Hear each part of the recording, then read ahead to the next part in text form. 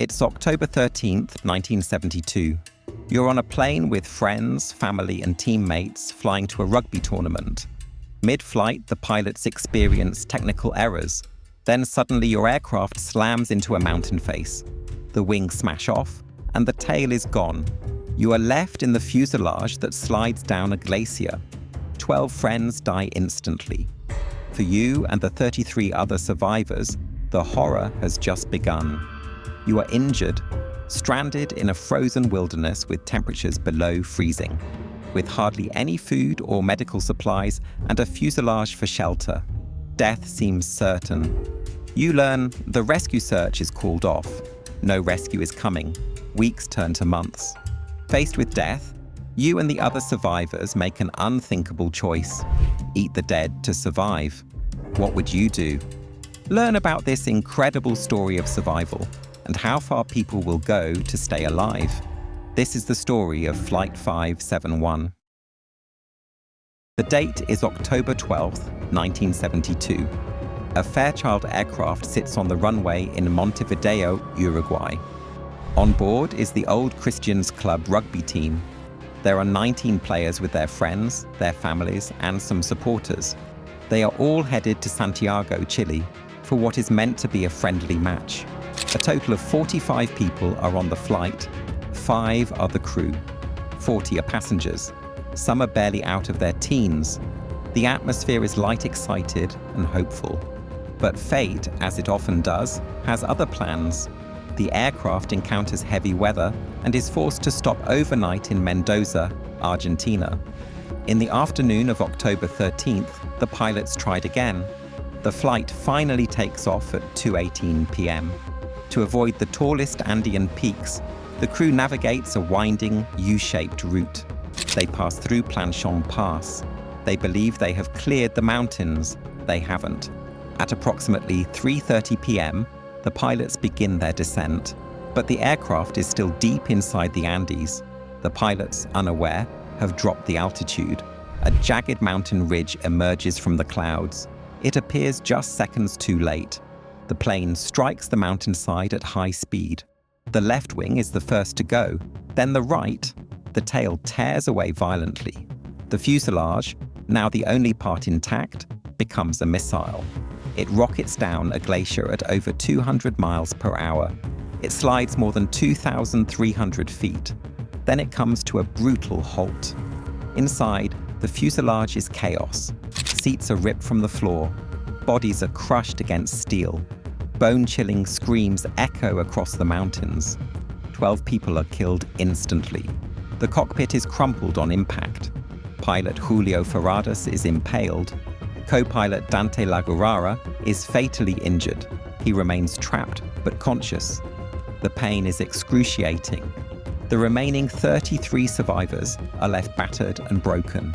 Many have shattered limbs coupled with deep gashes and horrific internal injuries. They are now stranded on top of a mountain glacier. They are 12,020 feet above sea level, with no shelter, no food, and no help is coming. What would you do in this situation? The wreckage now lay partially buried beneath the snow, high in the Andes, 12,020 feet above sea level. 33 people had survived the initial crash. Many, however, were barely clinging to life. Inside the torn fuselage, bodies lay broken and twisted in metal. The white snow was soaked red with the blood of crash victims. The smell of aviation fuel was constant, sparking fears of an explosion. Some survivors were trapped and unconscious, while others were awake, in complete shock, trying to comprehend the horror. Roberto Canessa and Gustavo Zebino, both medical students, began pulling survivors from the wreckage. They had no medical tools, just their instincts, some training, and their bare hands. They used luggage to brace broken limbs and clothing to slow bleeding. Nando Parado was buried beneath debris, his skull fractured, remaining unconscious for 3 days. Arturo Noguera's legs were crushed. Enrique Platero had metal embedded in his abdomen. Others suffered shattered ribs, split faces, and twisted spines. Outside, the cold was so intense it stole their breath. Temperatures had dropped below -30 degrees Celsius. The fuselage became their only shelter and sanctuary. They packed the gaps with luggage and snow to block the freezing wind. They used cockpit visors to protect their eyes from the blinding snow. Seat covers became their only blankets. They started melting snow for water using tin and sunlight. That first night was long and brutally cold. They huddled beside the dead for warmth. Some prayed. Others simply sobbed for themselves and the lost. Shock turned to despair when a transistor radio delivered unthinkable news. Due to bad weather, the search had been called off. The world believed they were already gone. Some wanted to give up. Others refused, trying to keep the camp in a positive frame of mind. Nando, now awake from his coma, looked into the mountains and declared, "We are not dead. We will not die." With every passing day, the harsh elements and mounting injuries claimed more of the survivors. As hunger grew, so did a horrible moral dilemma. They had survived the crash, but could they survive what came next? This was only day 1 of 72. You wake each morning to reveal the same horrors. Ribs now show beneath the survivor's skin from starvation. Arturo Nogueira's legs are shattered, every movement delivering searing pain. Wounds are patched with scraps of clothing as the survivors tend to one another. Enrique Platero's gashed abdomen bleeds again from the shrapnel. They pray infection doesn't claim him or others. By day 9, the radio crackles with chilling news. Search has been abandoned. The survivors feel the world has given up on them. They stare at the sky, desperate for a sign of hope, but it never comes. Melted snow and feeble rations emptied long ago. Eating leather from belts makes their stomachs lurch. Their bodies tremble. Stomach muscles tense from the constant gnawing hunger. Then comes day 17. Tragedy strikes again. An avalanche buries the survivors and their remaining companions. They are trapped for 3 days. They fight for air, clawing through the snow until somehow they break free. The avalanche's impact, both physically and mentally, is overwhelming. Now, the hunger, pain, and starvation become unbearable for everyone. As they lie among the frozen bodies of their friends, a grim, morbid thought enters their minds. They are surrounded by frozen meat. They gather in the fuselage. The conversation is raw. They will eat the flesh from the dead to survive. A pact is formed. We only take what is needed.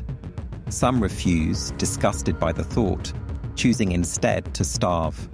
They watch Roberto Canessa slice a piece of flesh from a dead friend. He uses a shard of glass. It's soft, bloody, and greasy. They gag when they taste it, but they swallow. Each bite fills them with disgust and guilt. Yet this is how they stay alive. Some take only a morsel. Others, like Liliana Methol, resist until the hunger becomes too much. Their guilt hurts as much as their hunger.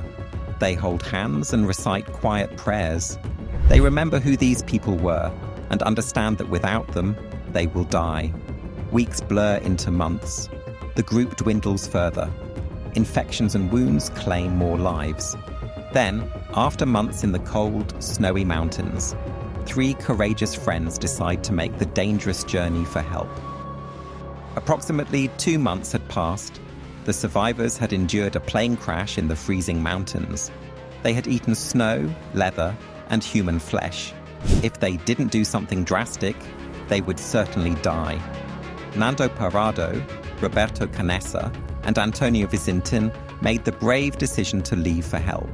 They were weak, they were starving, but they were determined.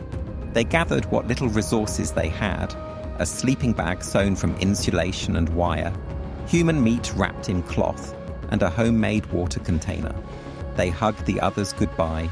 Those left behind believed they'd never see them again. Perhaps they wouldn't. Then the 3 stepped into the vast white expanse. The freezing mountain air sliced into their lungs. Each step was brutally painful. Every climbed ridge led only to another, offering no end to the endless peaks. For 3 days, they climbed. By day, they tiredly traversed over jagged rocks. At night, they lay beside each other, their bodies shaking uncontrollably under a thin layer of snow. On day 3, Antonio Vicentin turned back to conserve the rations. Now, only 2 remained, Roberto and Nando. They continued climbing, and then a shocking blow happened. They reached the top of the ridge, the one they believed would reveal a village and salvation, but all they saw were more mountains. They wanted to collapse. They wanted to quit. But Nando told Roberto, "We must go on." After climbing the mountains and trekking for 10 days, they spotted tufts of grass, then a river, and then a man. His name was Sergio Catalan, a Chilean muleteer. They had done it. They had made it to Chile. They had found help. Helicopters arrived the next day. On December 23, 1972, the survivors returned, this time with salvation. 16 would ultimately be saved, all because they